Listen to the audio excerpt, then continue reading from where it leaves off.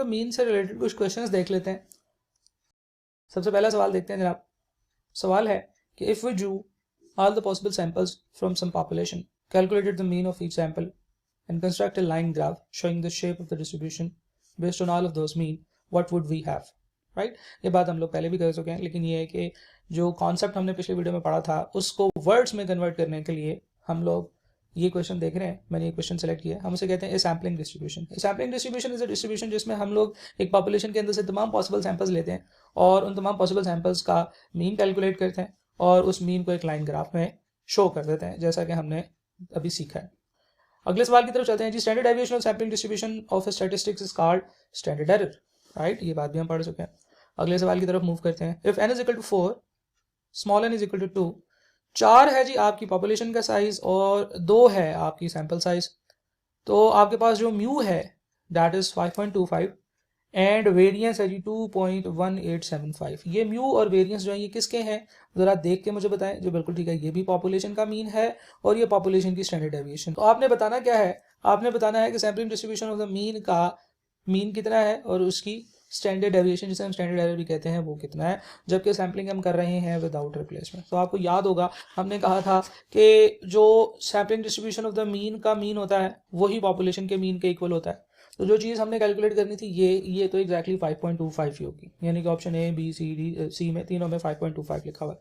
अच्छा, आगे चलते हैं। हम लोगों ने कहा था कि standard deviation of sampling distribution of the mean is equal to standard deviation of the population divided by square root of n। और अगर सैम्पलिंग विदाउट रिप्लेसमेंट है तो फिर हमने इसको मल्टीप्लाई करना होता है किसके साथ, जो बिल्कुल ठीक है FPC के साथ, which is equal to capital N minus n divided by capital N minus 1 और इसका square root.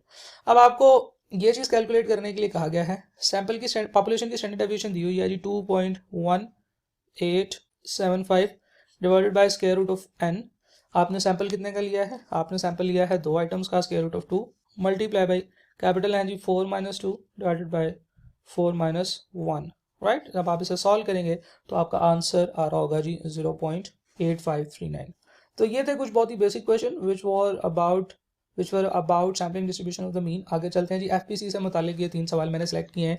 If n is equal to 40 and capital N is 10,000, तो FPC कैलकुलेट करना है। आपको पता है कि FPC का फार्मूला होता है जी capital N minus n divided by capital N minus 1 square root, और इस केस में कैपिटल N है जी हमारा 10,000 और डिवाइडेड बाय 10,000 माइनस 40 का सैंपल लिया है आपने, और 10,000 माइनस 1 आपके पास ही आ रहा होगा। और जब आप इसे सॉल्व करोगे तो आपका आंसर आ रहा होगा 0.998, और अगर गौर से देखें तो ये मतलब अप्रॉक्सीमेटली इक्वल टू 1 है। तो इसका ये मतलब है कि जब हमारे पास n यानी कि कैपिटल N जो है पॉपुलेशन साइज, अगर वो बहुत बड़ा होगा as compare to small n, तो हमारा जो आंसर है वो 1 के आसपास आएगा। और जब इन दोनों के दरम्यान में इतना ज़्यादा डिस्टेंस हो जाएगा तो n तो ये जो FPC है ये बहुत ही नज़दीक होगा 1 के, इतना नज़दीक होगा कि हम इसे 1 कह सकते हैं। यही बात उसने अगले सवाल में पूछी है। उसने कहा if the population size is infinite और n इज लार्ज, पॉपुलेशन साइज यहाँ तो इनफिनिट है या n बहुत बड़ा है as compare to n, then the finite population correction factor will approximately equal to 1। Right, तो FPC जो है वो अप्रॉक्सीमेटली 1 के इक्वल ही आ रहा होगा। ये बात अभी हम लोगों ने ऊपर वाले सवाल में भी डिस्कस की है। अगले सवाल की तरफ चलते हैं जो कि बहुत इंपॉर्टेंट बड़ा मजे का सवाल है। What will be the effect of change in sample size from 75 to 40। आपने 75 से 40 कर दिया है सैंपल साइज, तो स्टैंडर्ड एरर पे क्या फर्क आएगा। अच्छा जी, ये बहुत ही इंपॉर्टेंट सवाल है और ये दिखने में बड़ा मासूम सा सवाल लग रहा है, लेकिन इसमें काफ़ी सारी कैलकुलेशंस होंगी। सवाल ये है कि अगर आपने सैंपल साइज 75 से 40 कर दिया है तो आपके स्टैंडर्ड एरर पे क्या फर्क आएगा। इज इट इंक्रीज्ड बाय पर 10%। अब देखें इंक्रीज या डिक्रीज पूछा हुआ है और वो भी परसेंटेज में पूछा हुआ है। राइट, तो परसेंटेज इंक्रीज या डिक्रीज करने के लिए सबसे पहले हम लोग क्या करेंगे, हम लोग अज्यूम करेंगे कुछ वैल्यूज। हम कहेंगे कि जनाब जो स्टैंडर्ड एरर होता है, स्टैंडर्ड एरर, इसका फॉर्मूला क्या होता है। स्टैंडर्ड एरर का फॉर्मूला होता है जी सैंपल की standard deviation divided by square root of n। Right, okay, तो हम कुछ वैल्यूज अज्यूम कर लेते हैं। हम कहते हैं कि हमारी जो स्टैंडर्ड डेविएशन है वो है 1। ओके, या चले 1 की बजाय हम कह लेते हैं वो है 10, और इसका स्क्वायर रूट ले लें। सैंपल साइज है 75, तो हमारे पास स्टैंडर्ड एरर कितनी आ रही होगी, हमारे पास स्टैंडर्ड एरर यहाँ से आ रही होगी 10 over square root of 75, 1.154। Okay, हमने अज्यूम किया स्टैंडर्ड डेविएशन 10 की, तो हमारे पास जो स्टैंडर्ड एरर आया वो आया 1.154 का। अब हम लोग चलते हैं दूसरे सिनेरियो की तरफ कि हमारी स्टैंडर्ड एरर क्या बनेगा अगर हमारा सैम्पल साइज जो है वो 75 की बजाय 40 हो जाए, तो हम यहाँ से स्टैंडर्ड एरर की बात करेंगे, ये बनेगा जनाब 10। स्टैंडर्ड डेविएशन तो सेम रखनी है क्योंकि keeping all other thing constant, हमने सिर्फ और सिर्फ सैम्पल साइज को चेंज करना है। तो यहाँ से हमारी जो स्टैंडर्ड एरर बनेगी वो बनेगी 1.58। ओके, तो 1.581, पहले स्टैंडर्ड एरर था 1.154 और अब हो गया 1.581। तो जैसे ही मैं सैंपल साइज को रिड्यूस करूंगा, जैसे ही सैंपल साइज छोटा होगा, स्टैंडर्ड एरर बड़ा हो जाएगा। ये बात हम लोगों ने पहले भी की थी कि स्टैंडर्ड एरर क्योंकि कॉन्फिडेंस स्कोर के साथ मल्टीप्लाई हो रहा होता है, जब हम लोगों ने बात की थी कि पॉपुलेशन का mean is equal to sample mean plus minus confidence score into standard error, और हम लोगों ने बात की थी कि एक्यूरेसी इंप्रूव करनी हो तो ये नंबर छोटा करना है। जब ये नंबर छोटा करना है तो हमें सैंपल साइज को बड़ा करना पड़ेगा। तो हमने कहा था कि sample size is inversely proportional to standard error.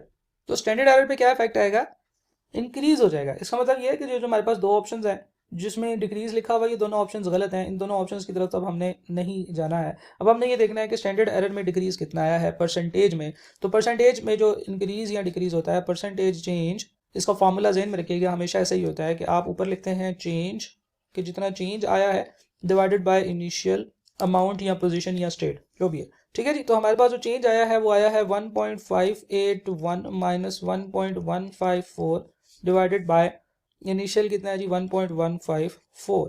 तो हमारे पास जो आंसर आएगा that will be equal to around approximately 37.00%। तो जब हम ऑप्शंस में जाते हैं तो हमारे पास ऑप्शन सी है जो कि बहुत ज़्यादा नज़दीक तरीन है इस ऑप्शन के। और ऑब्वियसली हम लोगों ने क्योंकि यहाँ पे और यहाँ पे राउंडिंग की है, डेसिमल प्लेसेस हमने 3 डेसिमल प्लेसेस तक लिखा है, तो हमारे पास आंसर के अंदर भी जब हम परसेंटेज में कैलकुलेट करेंगे तो हमारे पास थोड़ा सा उसमें जो है ना वो राउंडिंग का डिफरेंस आएगा, इसलिए आपको परेशान होने की जरूरत नहीं है। हम अगले सवालों की तरफ मूव करते हैं जनाब। हम लोगों ने बात की थी कि क्योंकि जो नॉर्मल डिस्ट्रीब्यूशन होती है, अगर हम लोग sampling distribution of the mean बनाएं तो वो एक नॉर्मल डिस्ट्रीब्यूशन ही बनती है। हम लोगों ने बात की थी कि क्योंकि जो sampling distribution of the mean होती है वो एक नॉर्मल डिस्ट्रीब्यूशन ही होती है, इसलिए उसमें नॉर्मल डिस्ट्रीब्यूशन वाली तमाम प्रॉपर्टीज़ पाई जाती हैं। यानी कि हम लोग ये कह सकते हैं कि अगर हम लोग एक सैंपल सेलेक्ट करें और उस सैंपल का मीन निकालें तो उस मीन के बारे में वी आर 68.2% श्योर कि जो मीन होगा पॉपुलेशन का वो सैंपल के मीन के प्लस माइनस 1 स्टैंडर्ड एरर के अंदर होगा, राइट। सिमिलरली जैसे जैसे हम लोग इसको बढ़ाते चले जाते हैं, हमारे पास डिफरेंट टाइप की जितनी भी प्रॉपर्टीज़ हम लोगों ने नॉर्मल डिस्ट्रीब्यूशन में पढ़ी थी वो अप्लाई हो जाती हैं। तो नॉर्मल डिस्ट्रीब्यूशन के कुछ कॉन्सेप्ट्स को इस्तेमाल करते हुए हम लोग यहाँ पे भी सवालों को सॉल्व करते हैं, जिसकी 3 एग्जांपल्स मैंने यहाँ पे आपके साथ शेयर की हैं। ये तीनों एक दूसरे से डिफरेंट एग्जांपल्स हैं, तो आप लोगों ने इन तीनों सवालों को सॉल्व करना है और उसके बाद इस तरह के क्वेश्चंस की प्रैक्टिस करनी है।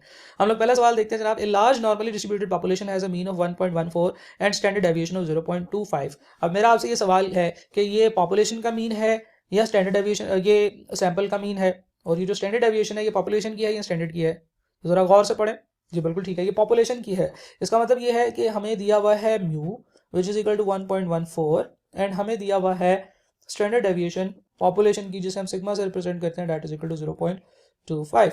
आगे चलते हैं। Sample size of 100 is selected. आप लोगों ने एक सैंपल 100 का सेलेक्ट किया है। What is the probability that the sample mean is greater than 1.16। उसने कहा है कि प्रोबेबिलिटी बताएं कि जो सैंपल का मीन है ये ग्रेटर देन 1.16। ओके, यहाँ पे हमें पता है कि हम कोई भी सैंपल ले लेंगे, जब उसकी डिस्ट्रीब्यूशन बनाएंगे तो वो एक नॉर्मल डिस्ट्रीब्यूशन बनेगी। तो हम लोग कह सकते हैं कि ये जो पॉपुलेशन का मीन है, ओके, मेरी नॉर्मल डिस्ट्रीब्यूशन की शेप ऐसी बनती है, आपको पता है, आपने इसके साथ गुजारा करना है। एक नॉर्मल डिस्ट्रीब्यूशन की शेप, उसको थोड़ा सा बेहतर करने की कोशिश करते हैं। ओके, ये रही। तो इसमें सेंटर में मुझे आपको पता है कि मीन फॉल कर रहा होता है विच इज़ 1.14 और पॉपुलेशन की जो स्टैंडर्ड डेविएशन है दैट इज 0.25। और आप एक सैंपल लेते हो तो 1.14 से ऊपर कहीं पे होगा 1.16, और हमने प्रोबेबिलिटी फाइंड करनी है कि ये जो आपका सैंपल का मीन आया है ये 1.16 से ऊपर फॉल कर रहा है। तो एक्चुअली हमने इस एरिया की, जो मैंने अभी शेड किया है, इस एरिया की प्रोबेबिलिटी फाइंड करनी है। तो probability of x bar greater than 1.16। तो आपको पता है कि हमारा यहाँ पे क्या तरीका होता था। स्टेप नंबर 1 हम शेप बनाते हैं, स्टेप नंबर 2 हम यहाँ से जी कैलकुलेट करते हैं। अब देखें जी की कैलकुलेशन में हमारे पास वैल्यू होती थी, वैल्यू जिसे हम एक्स से रिप्रेजेंट करते थे, minus mean over standard deviation. अब इस केस में हमने जो यूज़ करना है वो यूज़ करना है जी स्टैंडर्ड एरर, और स्टैंडर्ड एरर हमारे पास नहीं दिया हुआ। तो सबसे पहले हम लोग 1.16 माइनस 1.14 ये तो करेंगे ही करेंगे डिवाइडेड बाय स्टैंडर्ड एरर। तो स्टैंडर्ड एरर के लिए हमारे पास जो फार्मूला होता है वो जो होता है जी population standard deviation divided by square root of N. Right. तो हमारे पास जो आंसर बनेगा that will be equal to 0.25 divided by square root of 100 यानी कि 10। तो ये मेरे पास जो स्टैंडर्ड एरर बनेगा that will be equal to 0.025। Okay, तो ये बनेगा जी 0.025। तो यहाँ से जब मेरे पास जी स्कोर निकलेगा वो कितना निकलेगा जनाब, ये जनाब हमारे पास आ रहा होगा 0.8। और फिर उसके बाद थर्ड स्टेप में हम लोग प्रोबेबिलिटी फाइंड करते थे, probability of z is equal to 0.8। तो हम जाएंगे अपने नॉर्मल डिस्ट्रीब्यूशन के टेबल में और यहाँ से 0.80 हमारे पास प्रोबेबिलिटी आ रही होगी 0.2821, राइट। तो यहाँ से आ रही होगी 0.2821।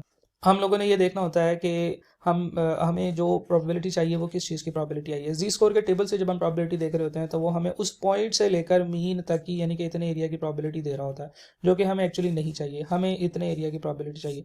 तो हमारे पास हमें पता है कि जो टोटल एरिया है ये 0.5 के इक्वल होता है। तो इतना एरिया जो है ये मेरे पास आ गया 0.2821। तो इस एरिया की कैलकुलेशन के लिए मुझे 0.5 में से 0.2821 माइनस करना पड़ेगा। तो हमारे पास जो आंसर आएगा that will be equal to 0.2197, या मैं से कह सकता हूँ 2179, या मैं से कह सकता हूँ कि 21.79%। 21.79% आर द चांसेस कि जो आपका मीन होगा that will be greater than 1.16। तो हमारे पास यहाँ पे जो आंसर आ रहा है वो आ रहा है 21.19। यहाँ पे हम इस वीडियो को कंक्लूड करते हैं। बाकी क्वेश्चन इंशाल्लाह हम लोग अगली वीडियो में देख रहे होंगे। और फिर उसके बाद हमारा ये टॉपिक, ये चैप्टर